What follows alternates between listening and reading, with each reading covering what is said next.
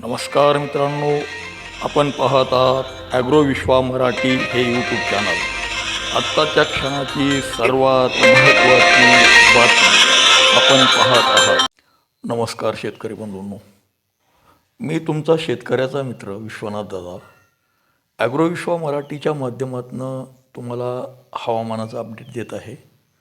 तुम्ही बाजूला जो नकाशा पाहत आहात त्यामध्ये तुमच्या लक्षात येत असेल, सध्या भारतात हवेचा जो दाब आहे, प्रेशर, तो खूप मोठ्या प्रमाणात दक्षिण भारतात मध्य भारतापर्यंत वाढलेला आहे. त्याचाच परिणाम म्हणजे हे 8 दिवस आकाशात कुठल्याही प्रकारचं म्हणजे पावसासाठी पोषक वातावरण निर्माण झालेलं नाही. परंतु एक थोडी काही अंशी जमेची बाजू आहे.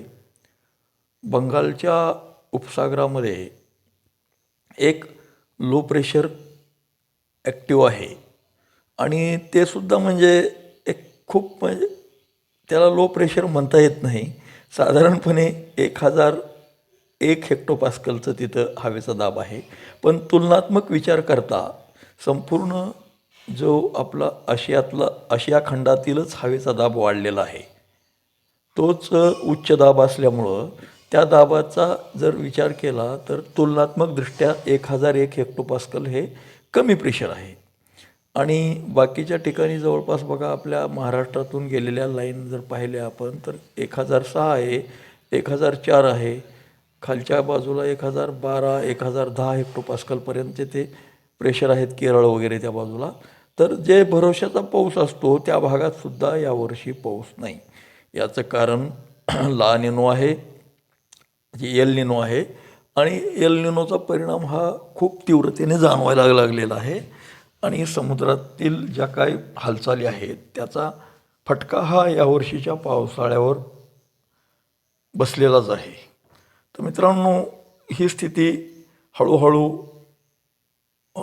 जे सध्या लो प्रेशर 1001 हेक्टोपास्कल आणि पाकिस्तानच्या बाजूला फक्त 998 हेक्टोपास्कल, तर ती स्थिती असल्यामुळं आणि बाकीच्या बाजूचं प्रेशर जास्त असल्यामुळं त्या कंडिशनचा आपल्याला कसा फायदा होईल लक्षात घ्या.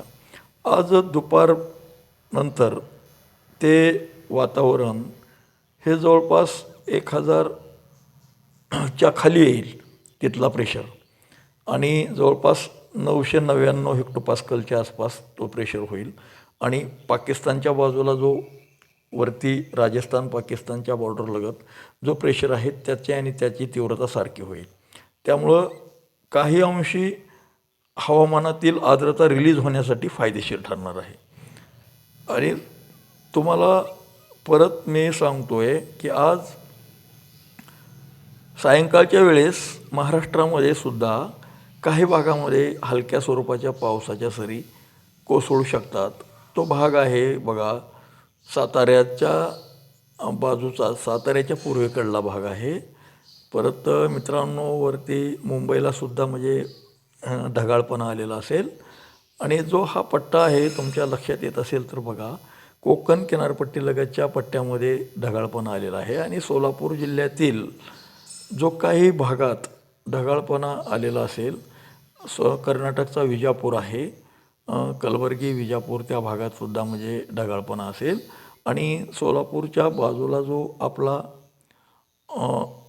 भाग आहे, जत, सको,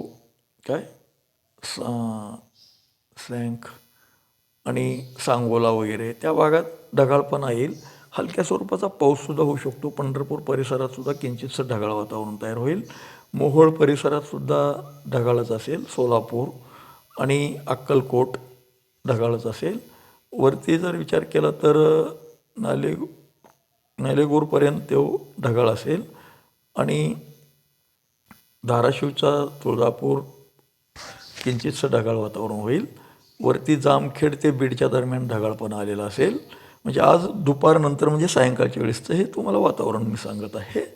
आणि बीडच्या बाजूलासुद्धा ढगाळ आहे. कळंब ते परळी, कळंब ते बीड ढगाळपणा येईल. हलक्या स्वरूपाच्या पावसाच्या सरी कोसळू शकतात. मित्रांनो, पूर्ण म्हणजे महाराष्ट्राचा जर आपण आढावा द्यायचा ठरवला तर विदर्भामध्ये सुद्धा म्हणजे काही भागात म्हणजे विदर्भापासून जो म्हणजे पूर्व विदर्भ आहे, नागपूर विभाग आणि अमरावती विभाग हे दोन विभाग आहेत विदर्भातले. तर अमरावती विभागात क्लॅरिटीच राहील, पण नागपूर विभागामध्ये हलक्या स्वरूपाच्या पावसाची शक्यता दिसते मित्रांनो. आणि संध्याकाळी त्या वातावरणामध्ये विशेष बदल होणार नाही. आकाशातील ढग थोडे कमी होतील आणि मुंबईमध्ये हलक्या स्वरूपाचा पाऊस हा होऊ शकतो रात्री. मित्रांनो, 15 तारीख आपल्याला बरेचसे फोन आले की अनेक हवामानावर म्हणजे व्हिडिओ टाकणाऱ्यांचं मत आहे की पावसाजवळ पोषक वातावरण नाही वगैरे वगैरे. परंतु मित्रांनो, थोडा किंचितसा हवेचा दाब हा जास्त असताना देखील जे लो प्रेशर आहे तो ॲक्टिव्ह होऊन तो 1000 हेक्टोपास्कलपर्यंत खाली येतो आहे आणि त्याचा परिणाम म्हणून महाराष्ट्रातील उत्तर महाराष्ट्र, पश्चिम महाराष्ट्र आणि मराठवाड्यातील नांदेड आहे, तसेच नांदेडच्या बाजूचं जे विदर्भाच्या बाजूचे काही जिल्हे आहेत त्या जिल्ह्यांमध्ये वातावरणामध्ये खूपसं म्हणजे फायदेशीर वातावरण तयार होईल. पुणे जिल्ह्यातलं सुद्धा म्हणजे पुणे जिल्हा पूर्ण ढगाळपणा येऊन काय पाऊस होऊ शकतो. तसेच पुण्याकडली बाजू जी अहिल्यानगरची आहे त्या बाजूला सुद्धा पाऊस होतो. संभाजीनगरचा जो भाग आहे वर जळगावकडला म्हणजे उत्तरेकडला त्या भागातसुद्धा पावसाची शक्यता वाढलेली आहे. नाशिक म्हणजे उत्तर महाराष्ट्रातला. आणि जर पावसाचा जोर म्हटलं तर मग जो घाटमाथा आहे सह्याद्रीचा, त्या घाटमाथ्यावर थोडं पावसाची तीव्रताही जास्त असेल. सातारा म्हणजे कोयना परिसर आणि खाली बेळगावपर्यंत त्या वातावरण राहणार आहे. तर हा पाऊस सकाळी 17 म्हणजे उद्या 15 तारखेच्या सकाळी ही स्थिती राहील. दुपारनंतर त्याची व्याप्ती वाढेल आणि जवळपास संपूर्ण मराठवाडा काबीज करेल ते वातावरण. पण उजनी धरणाचे जे लाभक्षेत्र आहे तिथं जे बार्शी आहे म्हणजे उजनीचं जे लाभक्षेत्रात जो करमाळ्यापासून जो बार्शीपर्यंतचा जो परिसर आहे त्या परिसरात थोडं आकाशातील ढगांची रचना ही थोडी कमजोरच आहे.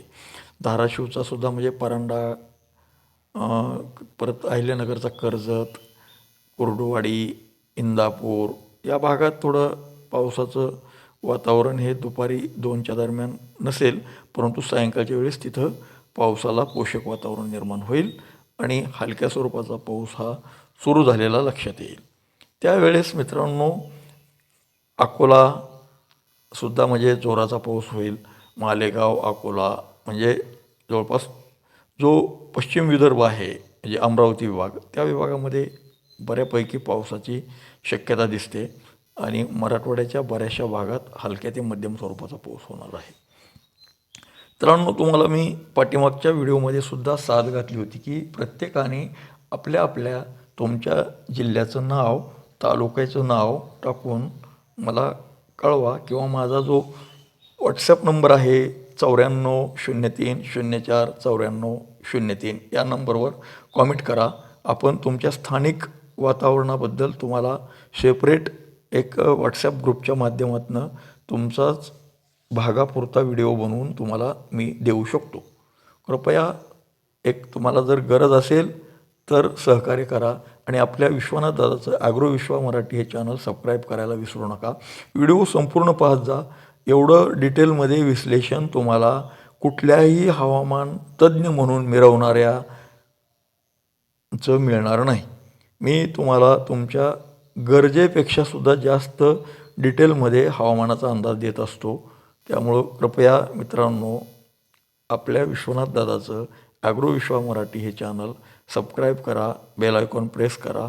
हे वातावरण टिकून राहणार आहे किती तारखेपर्यंत याच्यावर एक मी धावता दृष्टिक्षेप टाकतो. हे 16 तारखेलासुद्धा तशाच पद्धतीचं राहील. 17 तारखेलासुद्धा म्हणजे पण जोराच्या पावसाची शक्यता अजिबातसुद्धा नाही. वातावरण हे दुःखात सुख मानायजोगंच आहे. त्यामुळं जास्त मोठी अपेक्षा धरू नका मित्रांनो. हेवी रेन होणार नाही.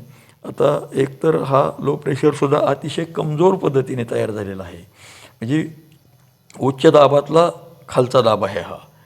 त्यामुळं हे शक्यच नसताना, कारण सध्या दिवसाचं तापमान हे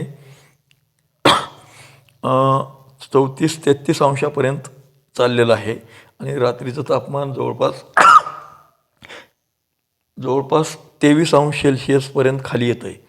ही इतकी 10 ते 11 अंश सेल्सिअसची जी तफावत आहे, ती तफावत म्हणजे धोक्याचे संकेत आहेत. हे अपुरे दिवस येण्याचं भीती वाटते मित्रांनो. परंतु मी शेतकरी असल्यामुळं मला दुष्काळ हा शब्द उच्चारायला सुद्धा दुःख होतं. तर पण नक्कीच यावर्षी पाऊस हा जोखमीचा राहील. अनेक शेतकरी बांधवांना मी पेरणी करू नका, थोडी वाट पहा, 7 तारखेपर्यंत थांबा असं साद घालत होतो. तर का घालत होतो याची कारणे अनेक शेतकऱ्याच्या लक्षात आलेली आहेत. आपला खूप सावधपणे अनेक गोष्टी आपण लोकांपर्यंत पोहोचवण्याचं काम करतो. पुन्हा एकदा मित्रांनो, आपण आपल्या विश्वनाथ दादाचं ॲग्रो विश्वा मराठी हे चॅनल सबस्क्राईब करा, बेल आयकॉन प्रेस करा, दादाला सपोर्ट करा. धन्यवाद. शुभ दिवस.